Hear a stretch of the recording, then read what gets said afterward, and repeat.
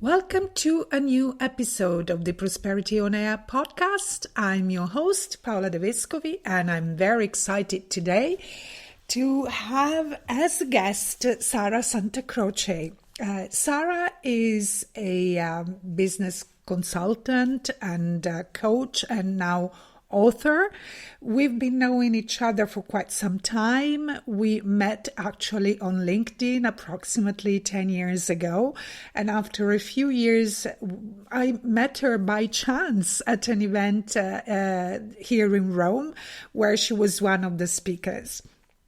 I must say I've always admired Sarah very much for her very gentle way of doing things, of running her business, of promoting her programs and services. And when I heard that she was about to launch her book, The Gentle Marketing Revolution, I didn't hesitate one moment. I immediately bought it because I was sure that the content would be so valuable for many entrepreneurs and professionals like myself who actually don't see themselves fit in this, kind of hype marketing that we are proposed as the way to market your business. And I wasn't wrong. I must say that I have enjoyed every single page of Sarah's book, so I really strongly recommend it. But I just want to tell you a few things about her. So Sarah, for 12 years, has run a successful LinkedIn consulting business.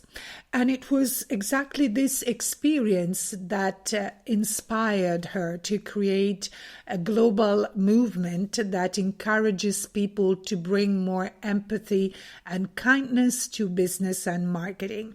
She calls herself a hippie-turned business coach. And she hosts a podcast, the Gentle Business Revolution podcasts, and she works with heart-centered entrepreneurs so that she can help them to promote themselves, to market their business in their way, the gentle way. Sarah's perspective is really fresh and simple as she is, and she really encourages to let go of things that no longer work for us and see our business model in a different perspective. I am very, very honored to have Sarah on my podcast. So without any further ado, let's move to my conversation with her.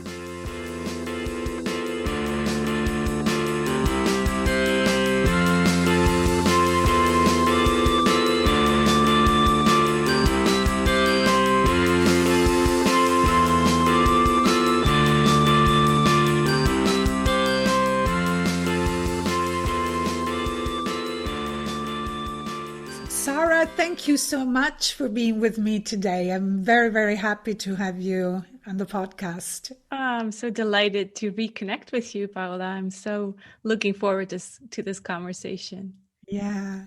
So I have already said something about you and what you do, but I would like you to tell my audience, what you do and who you work with. Your book, we will be speaking a lot about it. Mm-hmm. So please. Yeah. Where to start? I think I need to start with my LinkedIn consulting business, because that's really how my adventure in entrepreneurship started. And let's see, it was about 2008. We moved to California. I followed my husband for a job transfer. And so we established ourselves in California.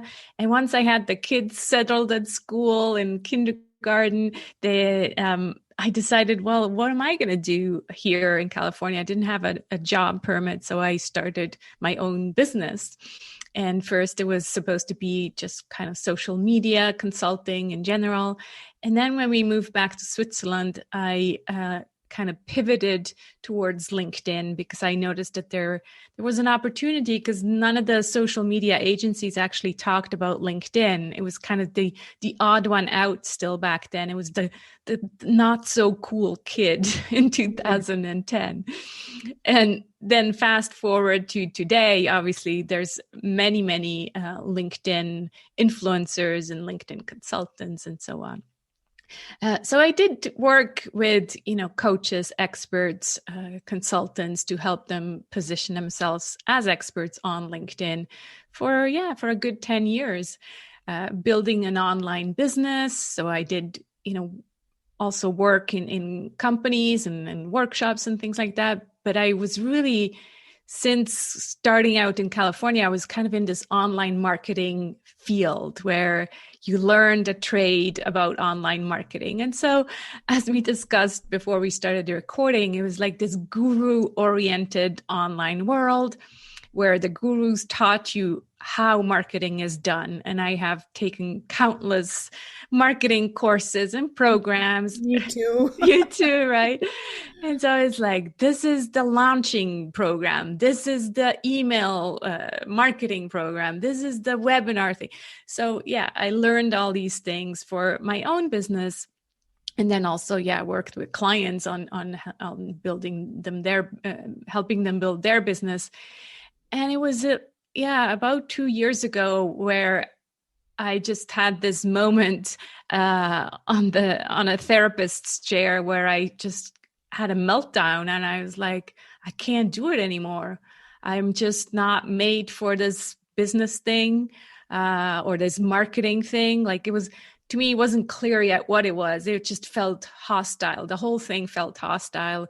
And I felt like I was too nice, too gentle, not tough enough. Business has to be tough, and I just wasn't cut out for it. And so, I was like, well, I either give up and I do something else. But by then I had 10 years in entrepreneurship, and I really felt like I couldn't go back to a 9-to-5 job. And so I was like, well, if it's not that, then I have to come up with something different and reinvent the way we market. And so that's when the gentle marketing revolution was born. Yeah. That's what I'm reading the book. I'm enjoying it very, very much. It's not only you present marketing in a very different way, much more aligned with, the values of a person and how he or she feels, in marketing his product or services, but also the way the book is structured. I like it very much with these more personal moments and more woo-woo stuff that is very much aligned with me. So I like the book very much. So yes, so it started this way. So what is it that in your opinion, you said something about, the gurus, setting the trends, but what is wrong in your opinion about the traditional marketing? Yeah.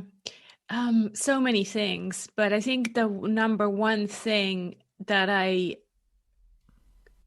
heard over and over again is people tell me they hate marketing.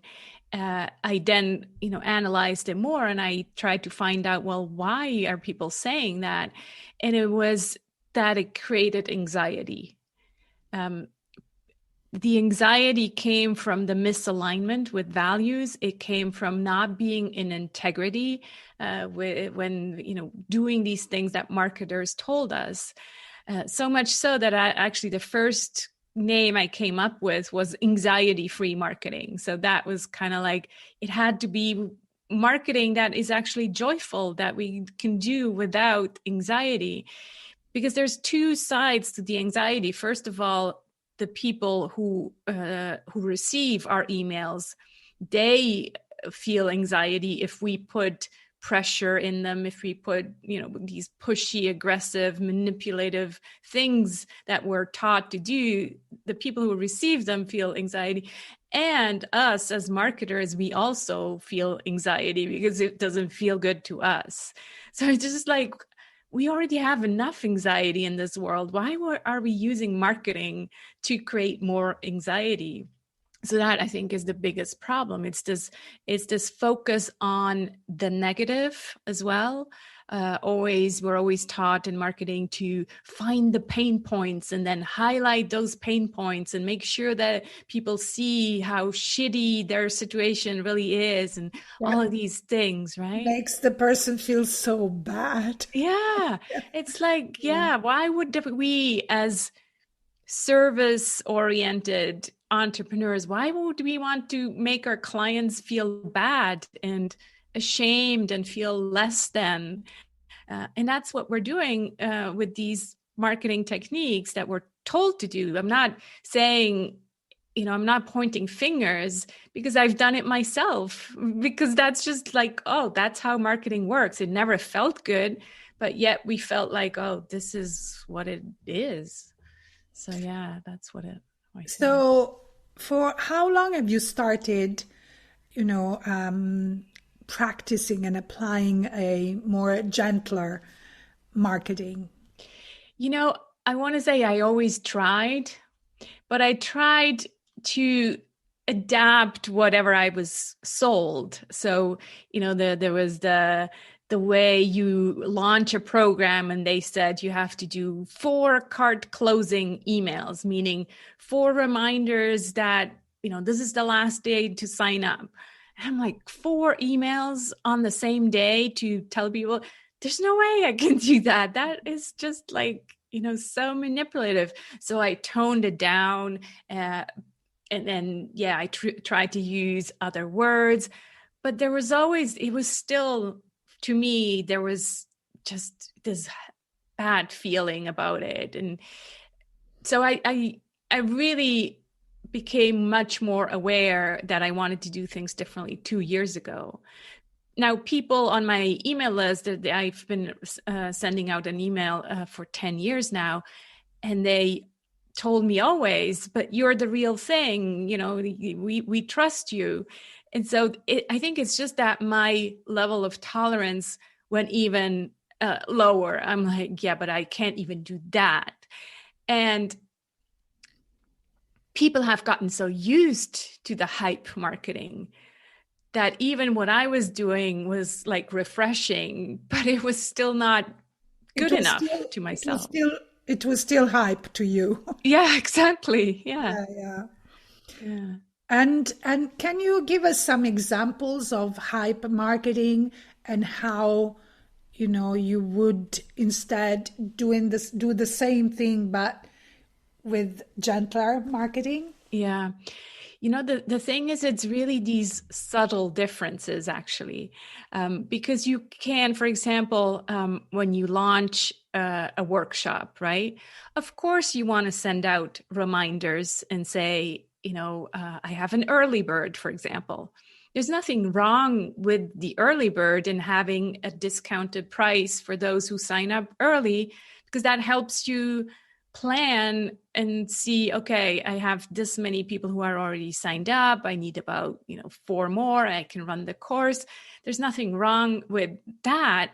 What's wrong is the words that some people use that kind of make you feel like there's a rush. Oftentimes it's related to timing. If you don't sign up, you'll forever miss this chance to save $200, and you will miss this opportunity. Like, this pressure that is often that we're taught that we should be using in marketing. So the last minute and it's going away and all of this pressure, I think we should instead empower the client to make a smart decision. And if it's right for them, yes, know that this early bird ends at this and this day, but please think about it. Don't just buy it because, I tell you so. So it's really about empowering the client and saying, look, yes, I'm running a special. If this is the right timing for you, I'd love for you to take advantage of this special price. But if it's not for you, then don't buy it. I don't want you to have all these programs sitting on your computer and not use them. So it's always about the wording, how we give the power back to the client, actually. Yeah. And I like that. So you, this way, I mean, it's also a way to build a relationship with the client, and a relationship that is more empathic, right? Yeah. Because you're showing them that you're in it for the long term, that it doesn't matter if they don't buy now. It's not like you're not going to like them anymore, or that you're going to shame them that they haven't bought yet, because you're like, well, I want you to buy at the right time. And so you're right. It's this empathy and understanding. But sometimes it does mean that you kind of need to also help them make a decision. So you're not just saying, I'm not going to ever sell anything anymore. That's not what I'm saying. I'm saying give them the information so that they can make an empowered decision, right? It's not the same as just saying, I'll just wait here until the clients fall from the sky. I'm still saying market, but market more in a more gentle way. Yeah. And Sarah, what results have you seen since you've started to, use a gentle marketing, a gentle way to do marketing, right? Compared to what you were seeing before? Mm-hmm. I think it's such a different level of relationship and engagement. Like people, they open up and they really like the trust, and authenticity is kind of overused, but to feel like, oh wow, I can trust her, that she's not just wanting my money and not giving any value. And when I did for me, this is a new transition into that new part of the business. But when I did the research about, who's already using this different kind of marketing, I have to admit, at first I was like, well, all you see is the hype and guru marketers. And then I realized, well, it's because the ones who are using a gentler way are not the ones who shout the loudest. They're not out there saying, look at me, how I made $2 million in 2 weeks. And, they're just, their business works, and they have relationships with their people on their email list. And it just works. They don't need to go out there and have these spammy things everywhere. And I found out that a lot of these gentler marketers, they're having great businesses, and they're having much more fun, I think, as well, because it's not that hustle mentality where you feel like you have to always do more to get more. Yeah. It's creating a sustainable business. That's what I'm trying to say. Yeah. I must say, we've been knowing each other for quite some time, and my audience doesn't know, but we actually met on LinkedIn. Yeah, we connected on LinkedIn quite some time ago. Yeah. Yes, I'm on your email list, and I'm honestly, you've always appeared to be very gentle to me. Right. So even before this transformation 2 years ago, but even before that, although you were using, these more guru kind of things, I can say that I could see that, there was you there. Right. While, as we were saying before we started recording, when I receive, emails and newsletters from people whom I'm following, I can immediately say what's the source. Right. Which program they did. So, talking about authenticity, I think that you're always being very, very authentic. So, before we focus more on your book, I would like to ask you another thing. I know that you have always presented yourself as an introvert. Mm-hmm. And according to you, do introverts find it more difficult to promote themselves? Yeah. Generally speaking, yes, there's definitely this thing where we're just not so comfortable with talking about ourselves. We don't want to draw the attention to ourselves. So we're much better at shining the spotlight on someone else, right? And that is in gentle marketing, that is, it's easier, even though, as we will see when we talk about the book, it's important that you do focus on yourself first.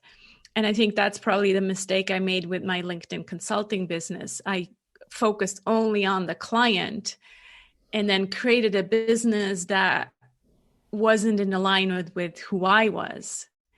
And so I would say to the introverts who are listening, even though for us it's easier to say, well, let me forget about myself, I want to focus on it's actually important, if you want to create a business that gives you joy, to know who you are, what your values are, and yeah, whether you're an introvert or an extrovert, because your business model needs to align with that. Otherwise you're going to exhaust yourself, because you're just draining your energy instead of filling it. So I think it really makes a big difference. But what I'm trying to say is, like, yeah, it's harder for introverts, but I think once you know actually your strengths and your superpowers, I do this superpower marketing session where we find out what your marketing superpower is.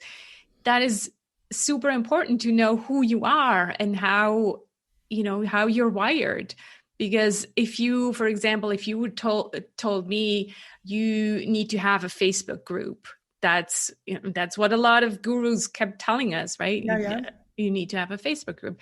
Well, it's just not aligned with who I am to constantly animate this group and kind of be the group guru. It's just not my thing, and so that would never have worked. So it's really important to know how you're wired and what your personality is, to bring more of that into your marketing. Yeah, and also I think what is easy for you, because if you are forcing yourself to do something that is not aligned with who you are, everything becomes a struggle, and That's you right. you don't feel joy in what you do, you don't feel fulfilled in what you do, and this can have a negative impact on your business too. Yeah, on your business, or like even farther than the business, beyond the business, right? I Yeah. said the anxiety, that has an impact on your life as well, not just your business. Yeah. So yeah, it's not worth it.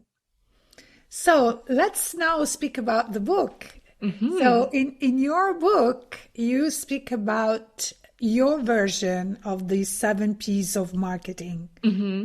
So can you tell us what your version is? Yeah, so the 7 P's, or sometimes it's called 4 P's of marketing, is kind of this traditional marketing model. I didn't invent that, but when I looked at these P's, they are kind of organized in circles, separate circles. You know how you have these moments where it's like, whoa, some kind of download or whatever you want to call it, and all of a sudden I saw these circles turn into a mandala. My mom used to sometimes color mandalas, and a mandala, I then did some research on that, and it's actually a creative process. So it really has to do with creativity. So the 7 P's turned into a mandala, and I also saw that some of the P's in the traditional marketing model, they were kind of outdated. There was things like process and physical evidence, or like these things that had to do more with brick and mortar business and not really online businesses. And like I mentioned before, I realized I wanted to start with ourselves first. So there needed to be those P's that had to do more with us, the entrepreneur, the business owner. And then once we're ready, we go outside. So we start from within and go outside. And so I'll hold it up for you. Yeah. People on the podcast won't see it, but maybe we can point to the page. I have a download, sarahsantacroce.com/one page. So if you're curious, there's the mandala with the different P's. Yeah, so I will link it in the show notes. Great. Yeah. So the first P is passion, stands for passion. Could also be purpose. They're kind of similar in my mind. So it's like really finding out, well, what are you passionate about? What's your purpose? Why are you even in this business? Simon Sinek's famous start with the why, right? Like, is this business giving you joy? What is the why? The second P is about the personal power. So that's where we go into, who are you as a business owner? What is your personal power? What is the things that you bring to your business and make you unique from everybody else? And only then are you ready to actually look at your people, which is the third P. So I kind of reversed the traditional marketing model and said, well, what if we started with ourselves, and then when we have that, found out who resonated with our worldview, with our values. So the people comes at the third place. And then once we have people, we can go into product, pricing, promotion. And I also added partnership. So that's a new one as well, because I think going forward, we cannot be in business if we are not collaborating with others. So partnership was an important one to me as well. I totally agree. And I think partnerships are becoming more and more important in today's world. Yes. They are. Yeah. Also because through collaborations, you also, add value. Right. To your services, to your offerings. Absolutely. I agree. And I also like very much the 3 phases of marketing that you discuss, that you present in your book. So can you tell us also about these 3 phases? Yeah, so the 3 phases are kind of based again on my own journey towards this more gentler approach to marketing. And I tried to, kind of also have a visual there. And the visual that came to me was a labyrinth. That's something that's often used in personal development, where you walk into the labyrinth, stand in the center, receive a message, and then bring that message back out into the world. And so the 3 phases are, while you walk in, you rumble. So you rumble with your story, you rumble with who you are. So it's the R for rumbling. Then once you're in the center, you rise. So you get your message that you're unique and you're different and you can do marketing your way, you can do business your way. And so you rise above the noise, but you also rise with partners and you just feel more encouraged to be yourself. And then you're ready to walk back out into the world and resonate with your ideal clients and really bring your message to the world. So the third R is resonate. Beautiful. And in the book also, there are sections of the book where you present also your vulnerable side. Yeah. These vulnerability moments, and also sections where you go more into your spiritual self with what you call, woo-woo moments, and that are very much in line with what I do. I also had, an evolution in my business, and I'm now promoting a spiritual approach to business. So when these parts were really resonating with me. So why did you decide to highlight those parts so that they stand out for the reader? Yeah, I realized that if I want to bring a different approach to marketing, it might as well go all in and bring, the truth, bring what went really on during this transformation. And the only way I could do that is, putting it all out there. And was it scary? Of course it was scary, because it was really about taking off the mask and saying, look, this is exactly what happened. And towards the end of the book, I say, look, I don't have it all together right now. I'm starting over. I'm starting from scratch. And I think another thing that we're always told in this hype marketing is the kind of the hero journey. And while that makes a lot of sense, that, we want hero journeys. Well, in business, these hero journeys, we always only hear the tip of the iceberg. And it's like, oh, here's how I became a millionaire. But I was like, well, I'm kind of tired of these stories. I actually want to know stories from the people who are in it. And so, I put it in the book, and it feels good. It feels good to say, look, this is what it is. If you are more looking for the hero journey kind of marketer, then that's not me. Yeah. So, it takes courage to do something like this, but at the same time, being a reader of your book, I could relate to what you were saying there, and I feel also reassured. I mean, it's not just me who is in this, journey and facing my struggles, etc. But there's somebody else who, is like me. And this was very encouraging, for a person reading your book. Thank you. Yeah. Yeah. And one question I want to ask you also, Sarah, who's had an impact in your life, but, in the way you see business and in the way you see marketing? Is there anyone in particular who's had a strong impact on you? It's a good question. It's not like one person that comes to mind. I think there's several persons who helped me on my journey.